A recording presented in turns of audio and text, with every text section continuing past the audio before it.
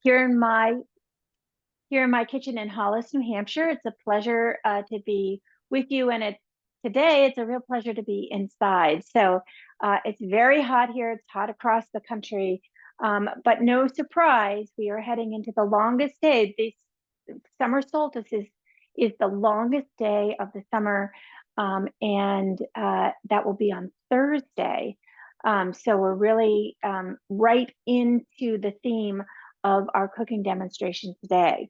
I'm going to be focusing on a meal that you can easily prepare. It can be served hot, room temperature, or cold. It can be served in different parts, and it can be served together as one dish. So it's really versatile. I've changed things up a little bit because I wanted to get out into my own garden and do some harvesting. So some of the ingredients in the salad, for example, which are easy things to change, I have brought in from outside. So I'll share that with you when the time comes. Before we get started, I want to take you to my website so you'll know where to find today's recipes and also recipes for previous classes and classes coming in the future. So I'm going to share my website with you, and let me get that all set. So if you have the chance to go to thecreativefeast.com, there's lots for you to see here, including information on programs that I do locally. And at this point, I'm just focused on AARP on my internet programs, but you can certainly check out for those who are living in the Massachusetts, New Hampshire area. For food and fun, this is where you're going to find your recipes. So we go right over here, and you'll see off to the left when you hit recipe blog that I've actually created pages for AARP classes. This is 2023, so you can look and download all of the recipes that we did from last year. And then for 2024, we're going to find our classes for this year. We had a wonderful class last month. And this month, as I said, we're focusing on the summer solstice. So here are your recipes. They will be there for you to download at any time. If you decide that you're not going to cook along today, they are here for you. I do understand that there was a little bit of a glitch on the recipes that went out to everybody who signed up. Apparently the Dutch baby with summer berries was included. This is going to be our dessert for next month. So I hope that those of you who got the updated email that gave you the other recipe from today's class, and that you're not too disappointed, but that you'll join us again next week.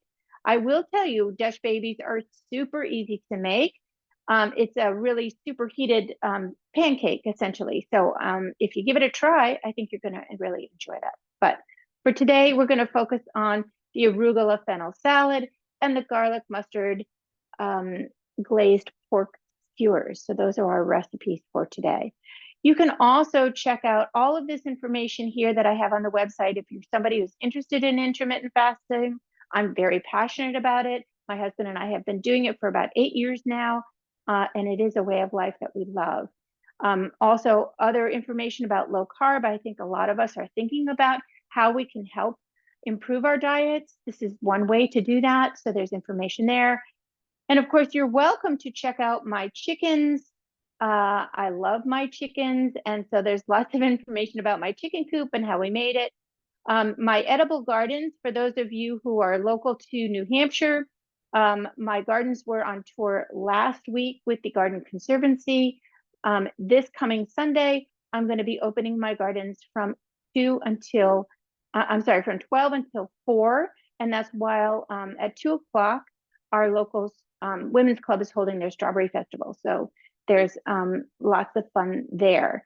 And then, of course, if you're at all interested, you can check out my kitchen remodel, which shares in photos and everything of the space that I'm working in. So that is all that information for you, but it's time to get right into cooking. So as I mentioned, the summer solstice really celebrates the flush of vegetables, herbs, fruits that become available at the height of the season. And it really kind of, for many areas, it's just the beginning of all of those harvested fruits, vegetables, and herbs that'll be available in your farm stand. So do check that out. Here in Hollis, we've just started picking strawberries. We have a huge pick your own. An interesting fact, Hollis actually has some of the best, well, it has actually the best farmland in the entire state of New Hampshire. We have 4 major farms within a 2-mile radius of each other that offer pick your own throughout the season. They're harvesting a lot of greens and things right now. Fruits and vegetables are starting to become ripe. And I'm fortunate that in my edible garden, I do have a lot of greens that I can be harvesting from. And I've even taught lectures that talk about harvesting and eating weeds from your garden, which I think has a lot of people excited because it's free and it's there for you. So, defining a weed, it's a plant that's in a place that you don't want it in many cases. But actually, a lot of these greens that were at one time considered to be a regular staple for people's diets because people didn't cultivate those necessarily. They were focused on other harvests within their gardens. And so it was easy to go foraging in the yards around the edges of the property and into the woods for all these free weeds and things like that. So I've got a few that I'm adding to the salad, and I'll show that to you. So we'll do the salad in a little bit. I'm going to move this off to the side. These are my ingredients. And we're going to focus right now on our pork dish. I love this dish. And it's a really simple dish. I always try the recipes multiple times and see what's the best way to do them. So for today, I'm going to show you how to cut the pork loin. This is what I'm using. You can certainly use chicken breast if you like. You could use chicken thighs.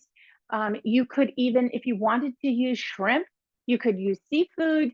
You could use a real meaty fish, more of a steak fish. So in other words, it has more body and will hold together on the grill. So that would be swordfish. Salmon does pretty well. Tuna does very well. Halibut will do well. These are not flaky fish. So the more meatier fish are the ones that are going to do really well on a grill. So you could certainly substitute and use those. The marinade actually goes very well on steak too, and lamb if you like. So really, this is a very versatile type of marinade. And I have to be honest, I like it so much. I didn't use all of it last night. And so what I did was I took what I had left over and I used it as a base for a vinaigrette. Believe it or not, all of the ingredients in this marinade actually taste good cooked into a tossed in with a vinegar and an oil. So when you have recipes that are very versatile, you should feel free to give them a try and see what other ways that you can use them. So let's just, for just a second, we'll put our glaze together and set that aside, and then we'll go ahead and talk about our pork loin. So I'm just going to grab a small bowl, and I've got my little spatula. So lots of these ingredients that we have here are staples in my kitchen, and I recommend you consider them as staples for yours because they're so versatile. The whole grain mustard is really wonderful for adding texture to anything and good in marinades and also very nice in salad dressings. So we're going to use a 1/4 cup of that. And then we have 2 tablespoons of Dijon mustard. Dijon mustard adds a lot of that umami. It adds a little bit of a zip to your dish, to your marinades. My favorite recipe, one of my easiest recipes that I've ever had, that I've ever made is taking a side of salmon, smearing it well with Dijon mustard and putting fresh dill on top and just popping it into the oven. That is so delicious. The quality of your Dijon mustard, how spicy it is, that's a personal type of flavor profile for you. Some like Dijon mustards that are spicier. So I recommend you try what you like. Grey Poupon is a really classic Dijon mustard that adds some of that spice. So go ahead and try, whatever works for you. I'm going to go ahead and just on my screen bring up the recipe because I wouldn't want to forget anything. Some of you are really good and you follow along and then you remind me if I've forgotten something. So then we have our garlic. We're going to be using 4 cloves, but because my cloves are so large, I'm only going to be using 3. And we want to mince those fairly well. So you give them a good whack, and that will remove that outer skin to your garlic. Oh, I have a fly in my kitchen. Oh, this is what happens in the hot weather. It's interesting. I once went to visit here in the area at Sturbridge Village, which is actually in Massachusetts. But I remember going into the kitchens there to watch demonstrations, and the amount of flies in their kitchen was unbelievable. And it was the reenactors really didn't seem to be bothered because that was a part of life. So I hope that you're not going to be bothered by the fly if it makes its appearance. Now, these garlic cloves, like I said, are pretty large, so I'm only using 3. But the recipe is going to require that we use this glaze and spread it. So we want to make sure that they're really chopped very fine. Now, you could certainly chop them with your knife, but I love to use, this is called a garlic rocker. And so it will do an amazing job of, mincing your garlic. So basically for larger cloves, I cut them a little bit and then I apply pressure and rock it back and forth. And it does a fabulous job of mincing the garlic. And it makes it so that you don't necessarily have to touch it and then you get your garlic fingers. So just this is a wonderful tool. You can find these on Amazon. I couldn't even tell you the brand name. There are so many options. Just make sure that it's metal and not plastic because you're going to put a lot of pressure on it. And then you take the back of your knife and you rub it on the inside, and that will get that garlic right into your glaze. Do you want to do that? I think we have plenty of garlic here. This is going to be great.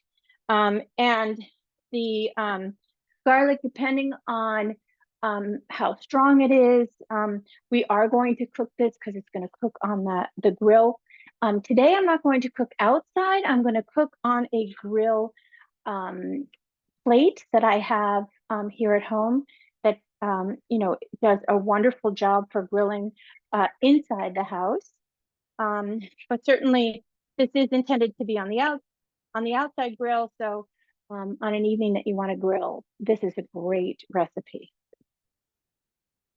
All right, so there we go. Got all of that minced.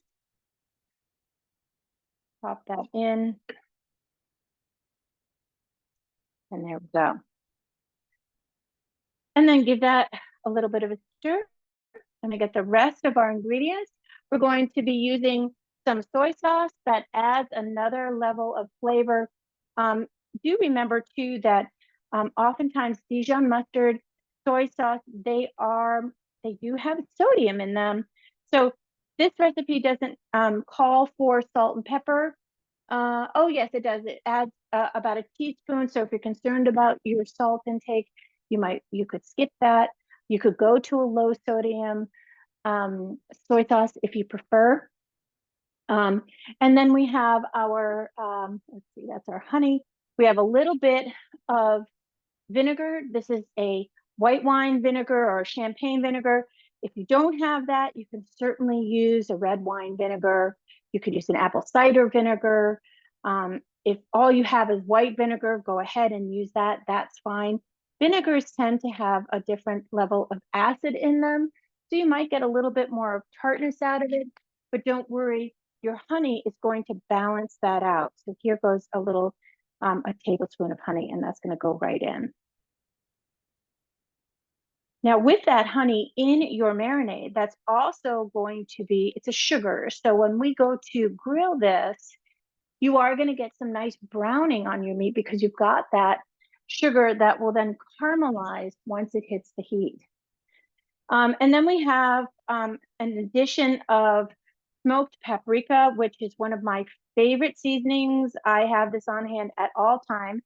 And it's one of those seasonings I tell people, look, if you happen to have a Home Goods or TJ Maxx or Marshalls in their spice uh, section where they have, food items, check for smoked paprika. You'll be amazed at how much less expensive it is when you buy it at one of those stores that has that. So I buy large containers of this relatively inexpensively, and it does give you that nice smoky essence. If you don't have a smoker, but you want to make a pork, that has that smoky flavor, smoked paprika is a great addition. And then finally, we have rosemary. This is fresh from the garden. And so I'm going to chop up, and that's going to be about a tablespoon. So they go heavy in with this rosemary, which is nice. So if your stems are thick and a little bit on the woody side, you want to pull that rosemary right off. These are all the tender tips from my rosemary plants outside. So I don't need to remove them from the stem because it's all new growth. So it's very tender, so easy to chop up. We're just going to give that a chop. Now, I'm just showing you a little bit on how I'm chopping my herbs. So basically, I hold my knife where I'm pinching the blade on both sides, and I put my tip in front of me and I hold this hand on my tip so that it stays on the cutting board, and I move the back of the knife back and forth, and that gives me more control. The other thing I want you to remember is you always want to have a very sharp knife when you are chopping herbs, because we want to chop the herbs, not pulverize them. If you are using a dull knife, the pulverizing of the herbs can actually make the herbs taste a little bit on the bitter side. We want a sharp knife that's going to cut cleanly through those herb leaves and make uh, a nice mild flavor as opposed to a flavor that's a little bit on the sharp side.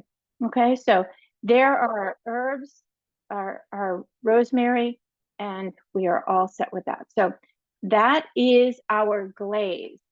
Now, my little bit of salt and pepper.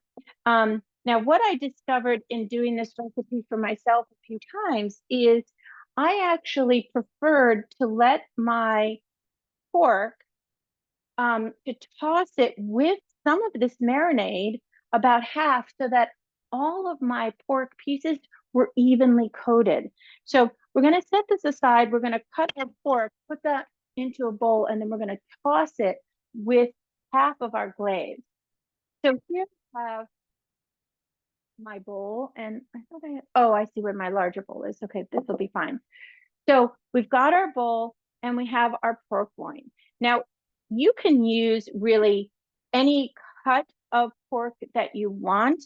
I like the pork loin. The pork tenderloin will have less fat on it, but honestly, I love the fat on a pork loin because when it cooks and it hits that heat and it starts to melt and it gets crispy, it's really adds a lot more flavor to what you're preparing. And I'm not afraid of the animal fat because I know that that is good for me. That's a natural fat, and that's going to be a healthier fat, which will add satiety and make me feel fuller than using, not leaving it on. Having said that, it's entirely up to you. This is the beauty of cooking in your house versus in my house. If there were a lot of fat on this piece, I would remove some of it. I can see here that the butcher has removed the fat cap from this part, but the rest of the fat is really not too thick. There's not too much of it. It's actually perfect for me, so I'm going to leave it intact. Now I'm going to go ahead and slice this. We want to do this for kebabs, and so I like to do it not in tiny bite-sized pieces because those would cook very fast, but probably 1.5 to 2 inch sized pieces. The easiest way to get that started is you cut your pork loin into strips, all right? And then you can turn it onto its side, and you can go down the middle if you'd like, or you could cut straight across depending on how large you want it. And then I'm going to go ahead and cut across.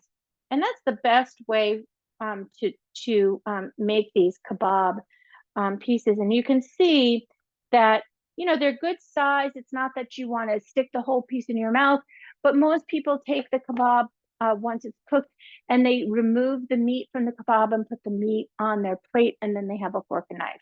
So however you want to do it, if you want to cut these into bite-sized pieces, just remember that the smaller you cut them, the less time they require to cook on your grill. All right.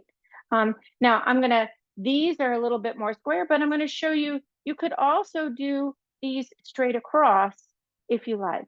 These are going to be a little bit larger and the skewering is going to be a little bit different, but you do have that option. I'm going to go back and cut this down the middle. Now, the other thing too is this calls for about 2 pounds of pork. So that's a good size for most of us.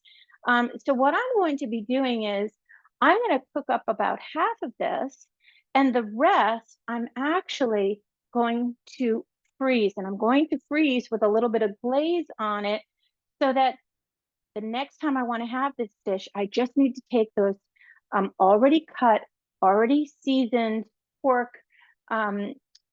pieces out of the freezer, let them thaw in the refrigerator, skewer them up, and I'm all set for a meal. So, you know, be good to yourself and go, you know, make it easy for you to go on to your next meal. So here are our pieces all set, and then we're going to pop them into our bowl. And we're going to add about half of our glaze.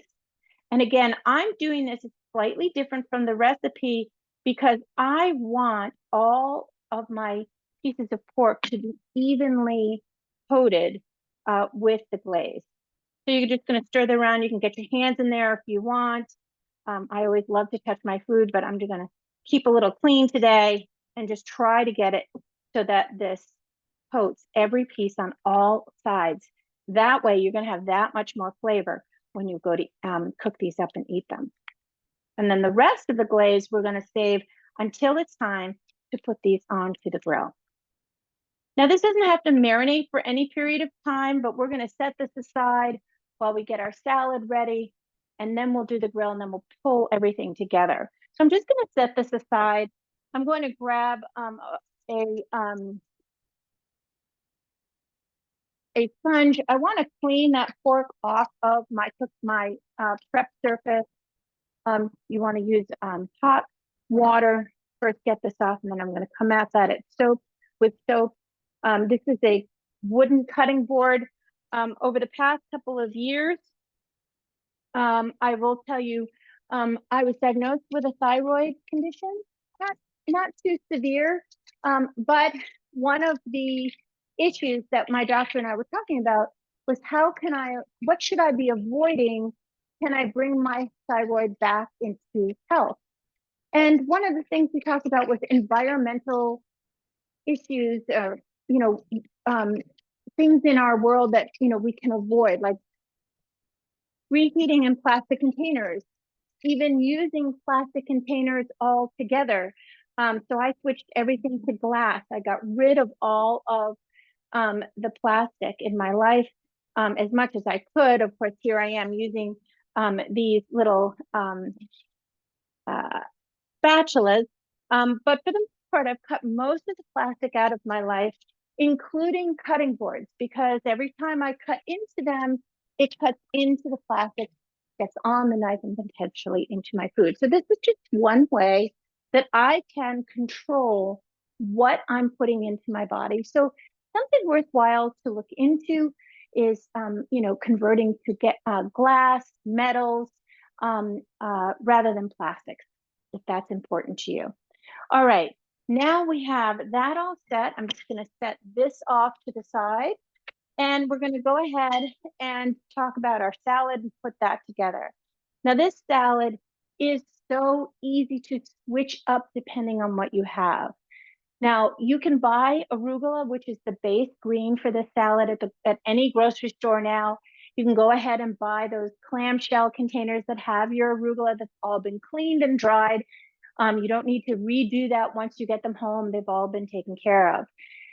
You can also buy arugula in your fresh produce area where it's not packed in one of those containers, but maybe it's long, a bunch of arugula leaves together. So one thing about arugula, and especially in this recipe, arugula has a wonderful peppery flavor. So if you've had a chance to look at the ingredients for our dressing, we have raspberry jam in there and we have balsamic vinegar. These are both sweet additions that we're going to be adding to our salad greens. This recipe was specifically designed to give you that sweet, sharp flavor contrast. And so adding arugula is a really natural fit for something like this. If you're getting baby arugula is going to be less sharp, less peppery than the older arugula that maybe larger leaves. Maybe it's been out in your garden for a while. You haven't been harvesting from your arugula, so you have older leaves. So that's one thing to consider. And then if you're adding other greens to your arugula, which I did today, what I'm looking for are more of those peppery kinds of greens. So I'm going to show you my bowl of greens here so that you can see what I have. So I went shopping in my garden and found my nasturtium.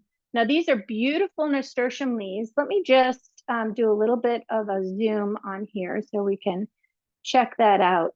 So these are beautiful leaves.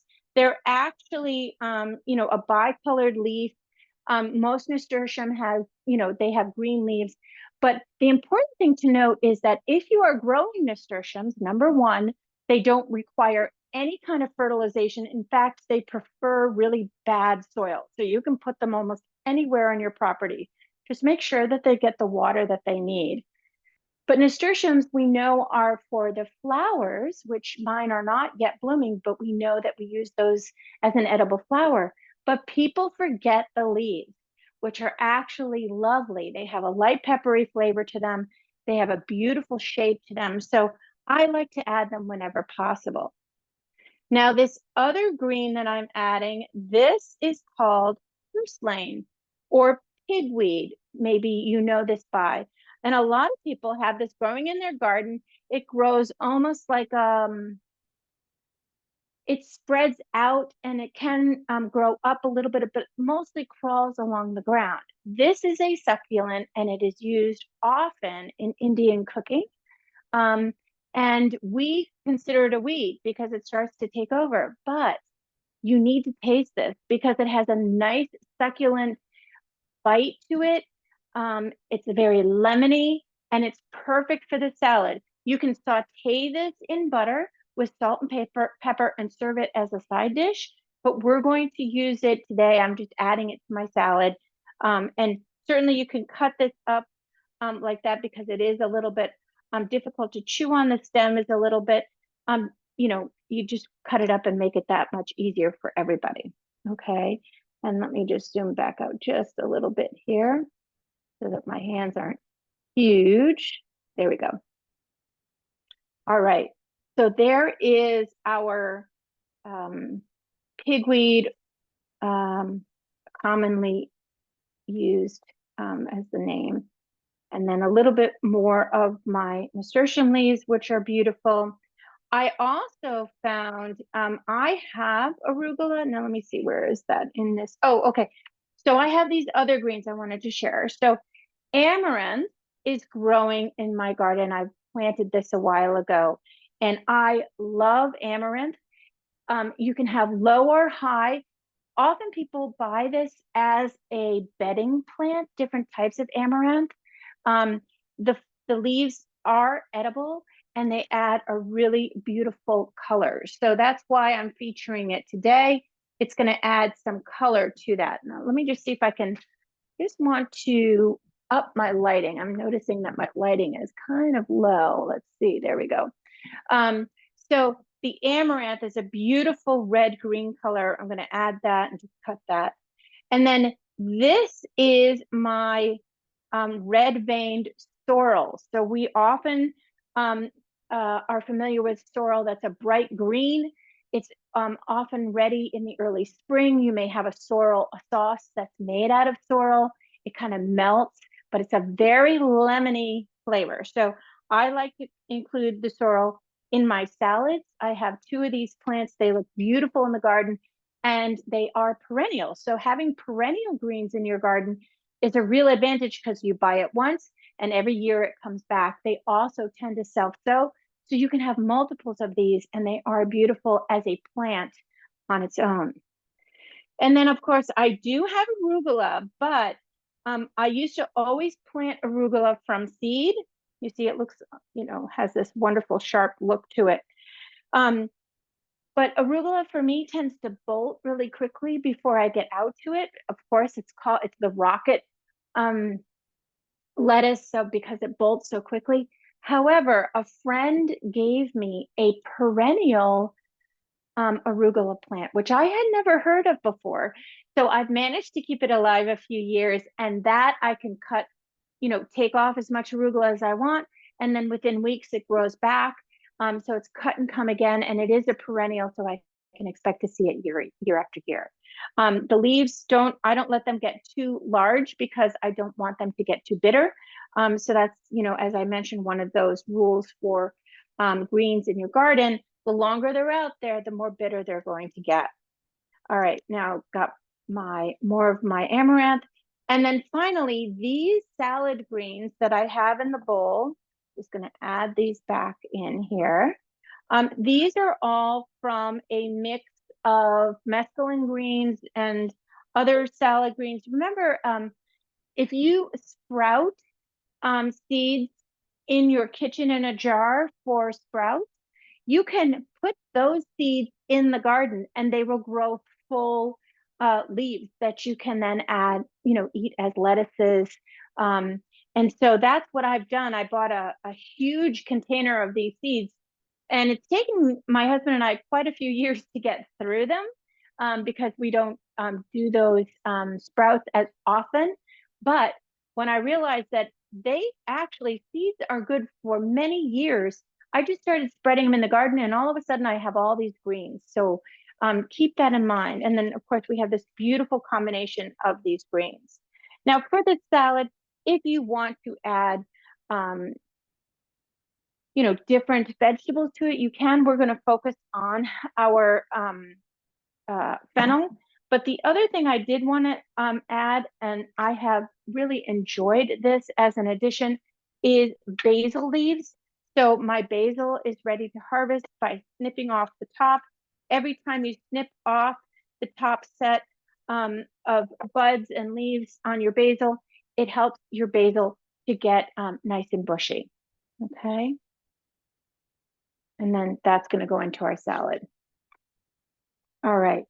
Now, and Francis, if we have any questions, please don't hesitate to interrupt me. Okay, so here is our fennel.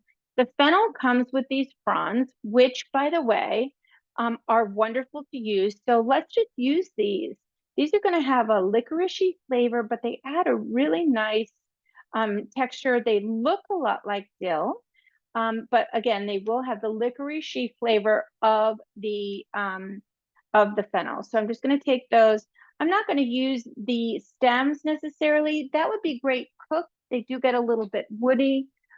So I'll cook with those, maybe put them in a stock or,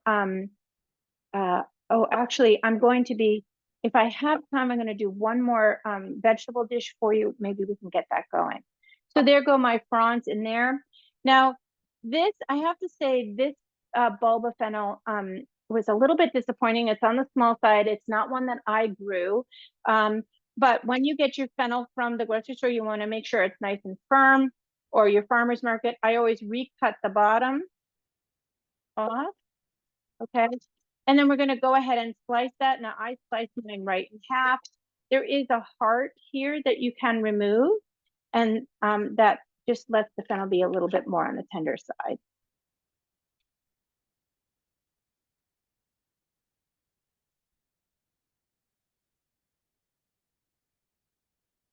So my chickens love that. I love fennel on its own, just dipped in a vinaigrette. So don't be afraid to do that. It's a wonderful part of a crudité if you're serving friends a crudité. And then you're just going to slice this nice and thin. Okay, shaved is easier to eat because this is kind of a, it's like a celery, right? The smaller you cut it, the easier it is to chew. So I like to cut this nice and thin. And you can use as much of this as you like. It really is wonderful with this dressing. And again, with the contrast of that sweet dressing. So we're going to add that in. Now, my husband is not a big fan. So I'm only going to put in half of this. This half, I'm just going to wrap up and I'm going to save that for myself for when I'm having a vegetable dip. Okay. Then again, going on with the idea that we are adding some kind of a sweet contrast, we have seedless grapes. These are real tiny. If they're big, I always recommend you cut them in half. And cutting them in half is easier to spear with a fork, just as a little bit of a hint. You could also use strawberries are in season now. Strawberries would be lovely. Slice your strawberries, not too thin, but they would be beautiful in here when it comes time for blueberries. This is the perfect dish for that. Blackberries, cherries would be fabulous. Just cut them in half, remove those pits, and put cherries in there. You could do dried apricots or fresh apricots, peaches, anything would be wonderful in this salad as your fruit option. All right. And then we have our dressing in just a second. This is a gorgonzola cheese that is recommended by the recipe, but if you don't have gorgonzola, but you have feta or you have goat cheese, go ahead and put it in. Do you have a favorite cheddar? Go ahead and add that. If you prefer to use something like a really great Parmesan, shave that. You can put that in. Any cheese that you prefer, go ahead and use. And again, it's any amount. Now, this is a sheep's milk gorgonzola. It's got a little bit of body to it. It's not as creamy. There are some gorgonzolas that are very creamy and would be a little bit more difficult to slice. But this is slicing up beautifully. Now, I'm going to confess, rather than pouring this into the salad and mixing it all together, I love this cheese. So what I'm going to do is I'm going to serve this wedge on top so that I can eat my salad and have a bite of cheese. So that's another way that you can make this your own. And then we're going to go ahead and add in, there's pumpkin seeds. You can get them roasted, salted. If you only have, say you had walnuts, you could use those, pecans, any kind of nut, any kind of seed that you prefer would be beautiful on the salad. Now, this dressing couldn't be more simple. This is just one of my favorites. And in fact, if you have a jar of jam, raspberry jam, apricot jam, and there's still a little bit of jam in here, I would go ahead and pour salad dressing ingredients in there, shake it up, and then you have this great, quick, easy vinaigrette. So we're going to add into that, we're going to add a couple teaspoons of a nice raspberry jam. You could use a blueberry jam, any kind of fruit jam that you have, you can use that. The other sweet element here is going to be our balsamic vinegar, and I'm going to go ahead and add that right in. Balsamic vinegar, you want to make sure that you're using a balsamic vinegar that has the seal of Modena, but I would recommend you don't use a very expensive aged balsamic vinegar, because those more expensive aged balsamic vinegars, where they almost look like syrup coming out, those are really intended for you to eat by spreading them on bread with cheese, or dipping berries in them, or dipping cheese in them. They're intended for you to taste on their own. So that's why when I make dressings, I use a regular balsamic. I just make sure that it's got the Modena seal on it. While I'm finishing this up, I'm going to turn on my grill so that we have some heat, because we're going to want to get over there once our skewers are done and get that all set. So I'm just stepping out of camera for just a second. And hopefully these will light. There we go. So I'm just going to turn them down low to help us heat that up, save us a little time. So in that goes, so that's the jam and the balsamic, and then extra virgin olive oil. Here you want to use a good quality. And you can use an extra virgin olive oil from any country. I know that for me, Italian extra virgin olive oil tends to be a little bit on the bitter side, so I prefer Spanish or Greek. I do recommend when you're looking at your olive oils, your extra virgin olive oil, that it come from one country rather than a conglomeration of all olives from all different countries. At least if it comes from one country, better yet, one region, it's much more controlled so far as the quality of the olives that are going into that. Now, this recipe calls for shallot. So this one's a pretty big one. But if you, it says a small shallot. So I'm thinking that, this one will suffice, half of this for sure. If you don't have a shallot, don't go running to the grocery store just to get it. You can use onion as a replacement. Just use far less of the onion. It doesn't need to be the whole onion. It just needs a couple tablespoons or 1 tablespoon, but chop it really small. Vidalia onion would be a good substitute. Red onion would be excellent. If all you have are scallions, go ahead and use those. Use the bottom white parts. But here we're going to go ahead and chop this really small. So just like when I chop an onion, I go down to the root and make these very thin little slices because I want these to be tiny, tiny pieces because I don't want someone to bite into it and be overwhelmed by the flavor. And then I'm going to go ahead and chop.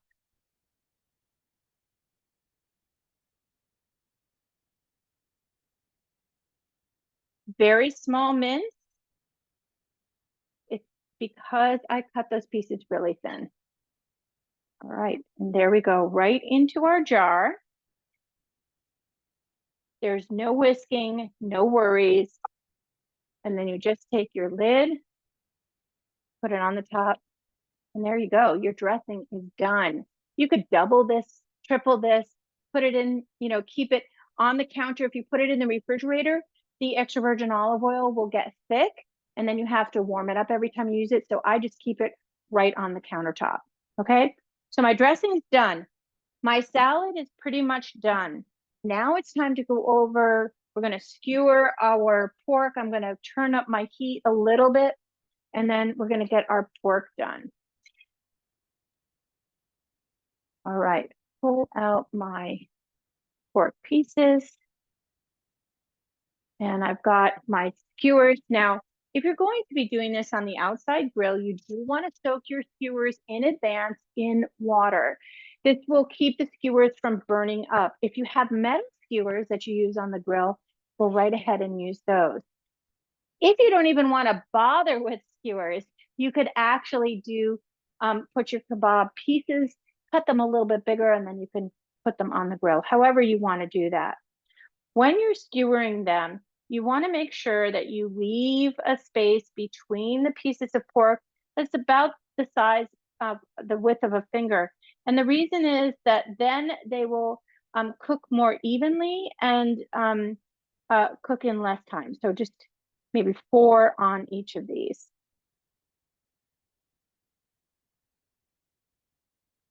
Super easy. And you can do these if you're having a party. What I would suggest is that you go ahead early in the day, get these all set, skewer them all up, put them in the refrigerator, and let them wait until it's time for you to put them on the grill. It's a great time saver recipe, and you can prep them ahead of time. So there we go. Boy, everybody's been quiet today. Do we have any questions at all? We finally got a question, Liz. Fine. Okay, good. And somebody wants to know, how long will the vinaigrette last? That's a good question. I mean, I have never had a vinaigrette go bad on me because I'm just using, it's got the oil and the vinegar, which are both preservatives. I'm not using cream or milk in there. There are no vegetables in there. So I would say certainly for a month or so. But you know what? I'll tell you something. I have never put my own homemade vinaigrettes in the refrigerator. I just keep them on the counter, and that way they're perfect for tossing with salads.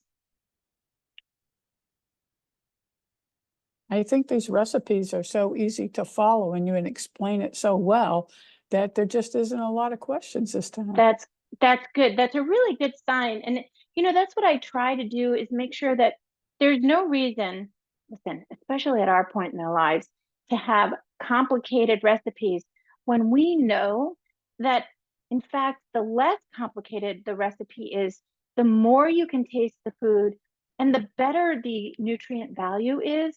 Everything here that we are using really is, they're whole foods, with the exception of our oils and our vinegars and our spices.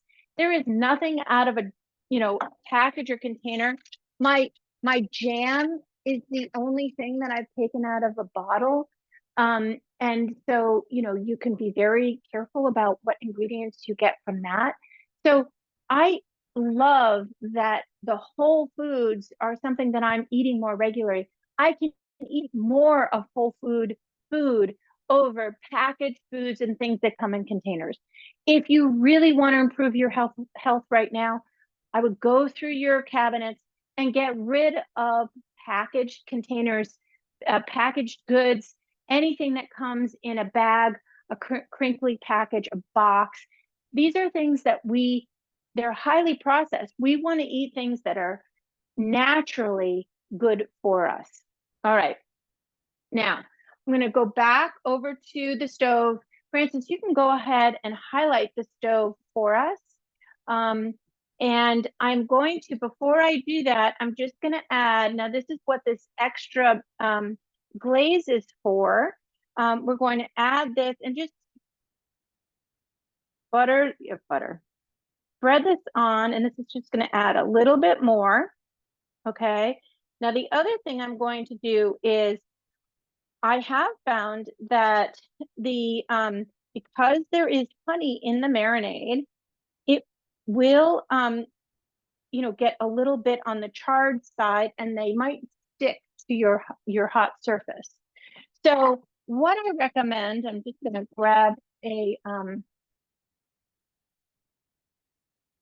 another one of my brushes. So we're going to go over to the stove, and I would take, if you have regular cooking oil, if you have bacon fat, this is actually, I have duck fat.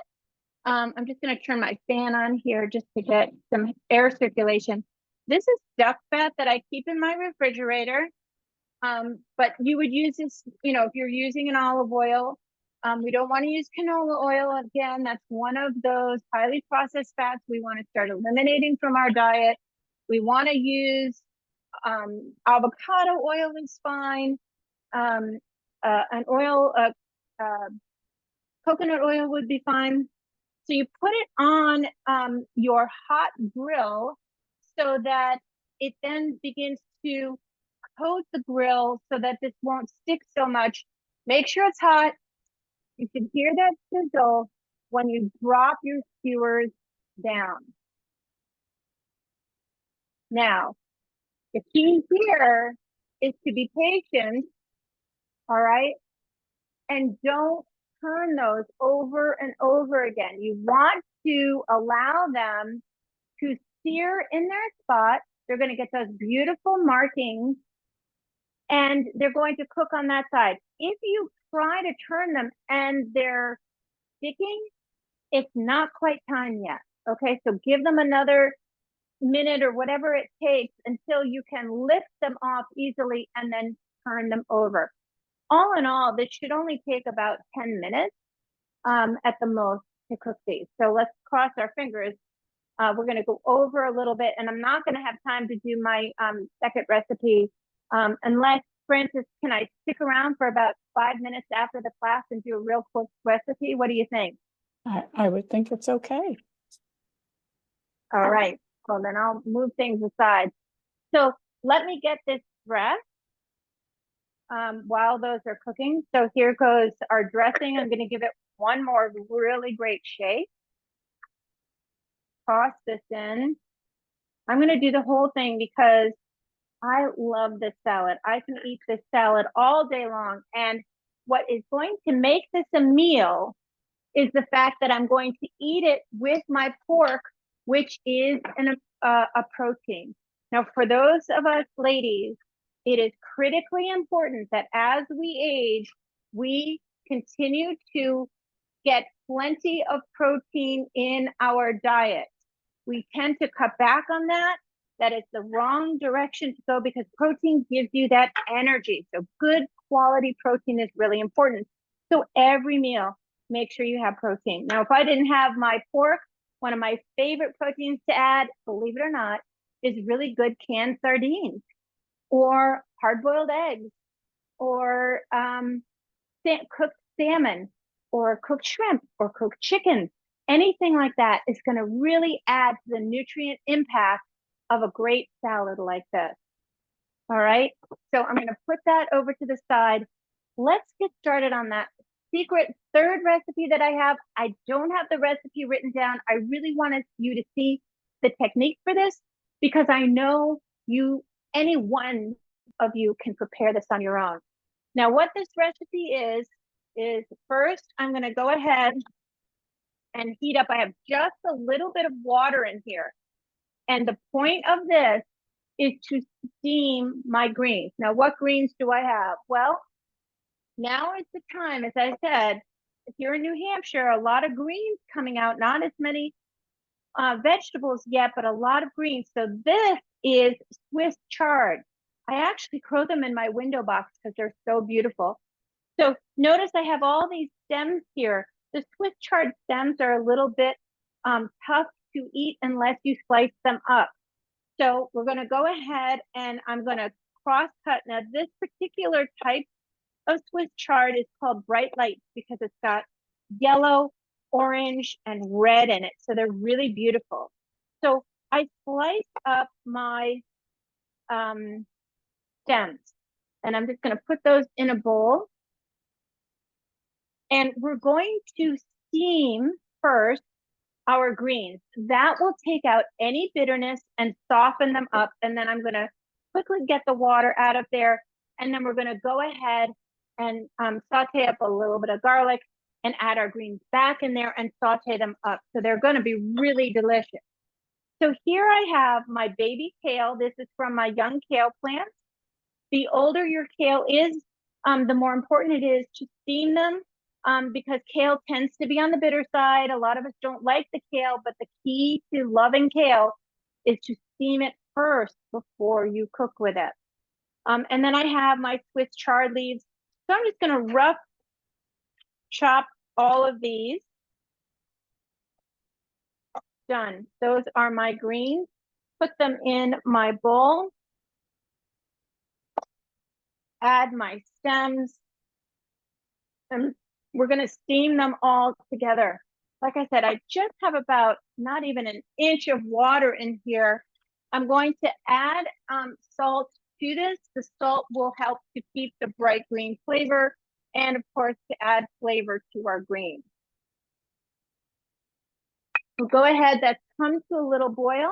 So I'm going to go ahead and add my greens in there and just let them steam for a minute or so. Okay, if you have a lot of greens, you can put them actually in a pot if you want. Here, I'm just turning them over, getting them all exposed to that hot water, and they'll steam up. You can actually put a lid on. Let me see if I have a lid. Perfect, nice and handy on that good. Now let's check our pork. Look at how quickly that came up. So I'm gonna turn that over. You see how they lifted right up off of that. That is perfectly weighted, just the right amount of time. Lovely. I'm going to add a little bit of my glaze on top here. And just before I take these off, I'll turn them one more time back to the original side, just to get that glaze heated. Oh, it looks gorgeous. Super easy. once you know the trick, you want to somehow oil your pan or your grill. Now, if you're doing this outside, one of my tips from my restaurant years is to take an old towel, put olive oil on the towel or whatever oil you're going to be using to grill, to oil your grill. Dip this into that oil. Take your tongs like that and then rub them on your grill.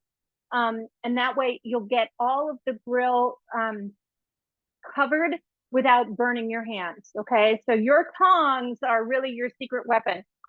I have like 5 different pairs of tongs because I use them for everything. So that's just one other tip that can help you have success with that. Now let me just chop up my garlic here because I want to have garlic with my greens, and I'm just going to give them a good smash. And if you have cooked bacon, you should use cooked bacon with your greens. I was inspired for this by a dinner we went to locally. It's called the Lost Cowboy. It's in Nashua. Brand new restaurant, barbecue, and they served collard greens, which were fabulous. And they have plenty of bacon in them, and it was delicious. So that will add a lot of flavor to any greens that you're making. Everything is better with bacon, right? So we did have another question, Liz. Yeah. They said, if you happen to be cooking veggies with your meat, would you alternate it between the meat, or would you do skewers of veggies and skewers of meat? You can do it either way. If you did it separately, you'd have more control over the cooking time. So some vegetables will be dense. Like if you're going to do chunks of zucchini, that might actually take longer than the meat, depending on what type of meat you have.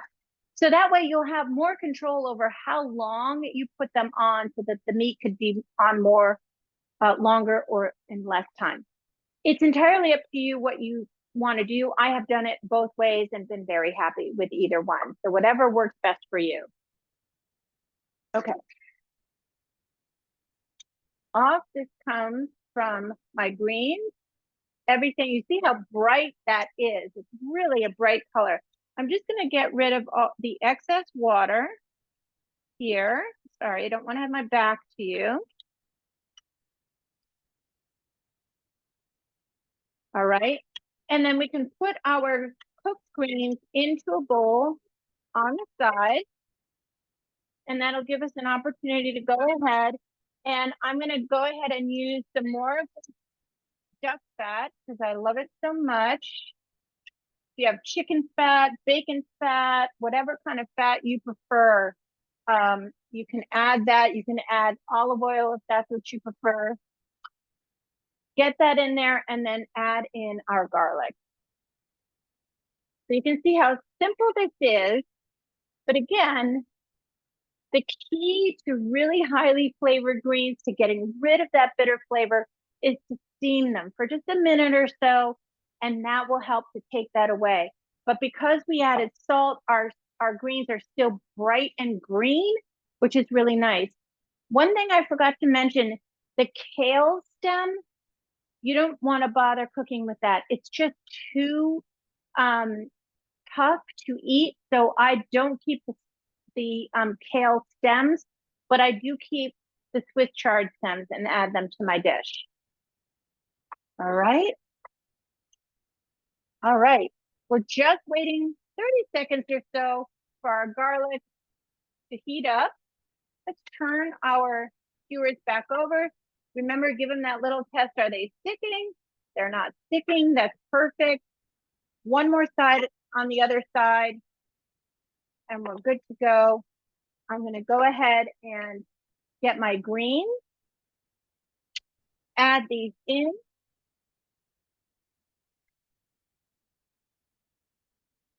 What I'm removing this from the camera because that steam will affect my camera and possibly turn it off. So I just wanted to get that out of the direct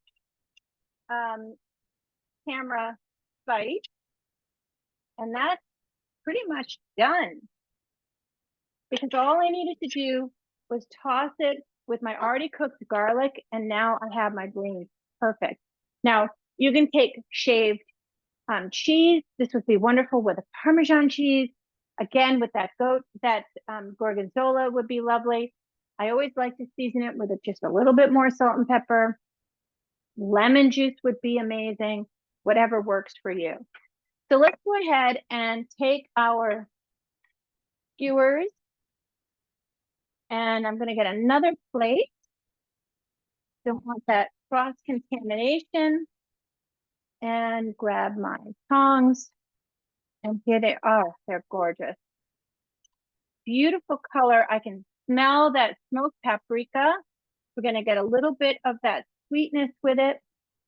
And we can go ahead and turn off that camera on the stove. Francis, we're all set with that. And let's go ahead and plate up our greens just for the fun of it. Oh, these are fabulous. I know exactly what I'm going to have for lunch. You can serve this just like this. Your skewers right on top of your greens. Beautiful. And then we're going to have our salad. And let's put that onto a lovely little plate.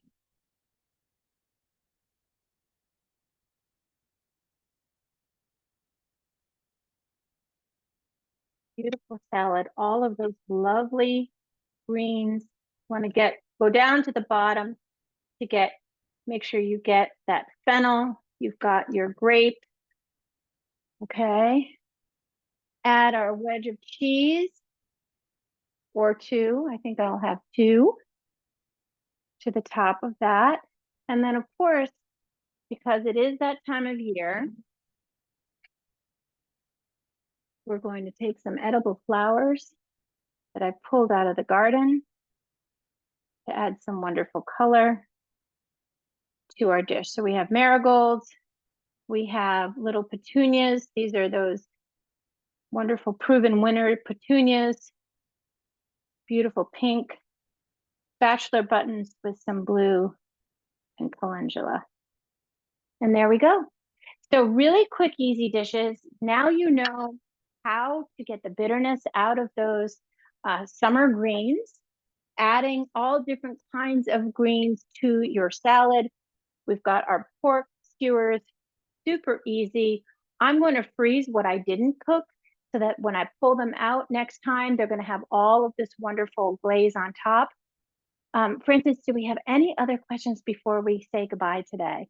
We do not. We just have everybody saying it looks delicious and thanks. And so thank you, Liz, for this wonderful cook-along demonstration. These dishes look wonderful, and we certainly learned a lot. Today's cook-along demonstration is one of many upcoming virtual event offerings provided by AARP New Hampshire. Please visit www.aarp.org/New Hampshire to learn of our other virtual events, which include gentle yoga and educational webinars. If you're interested in volunteering for the AARP New Hampshire community team, contact us at nhaarp@aarp.org. That link will be put in the chat. Our next cook along with Liz will be Tuesday, July 16th at 2 p.m. featuring 20-minute recipes for summer nights. And you can register at www.aarp.org/New Hampshire. Thank you for joining us today and have a wonderful rest of your day. And thank you, Liz, for such a wonderful demonstration. It looks so delicious. I've got to cook it. I know. Thank you so much. Thank you, everybody. Have a wonderful day. We'll see you next month.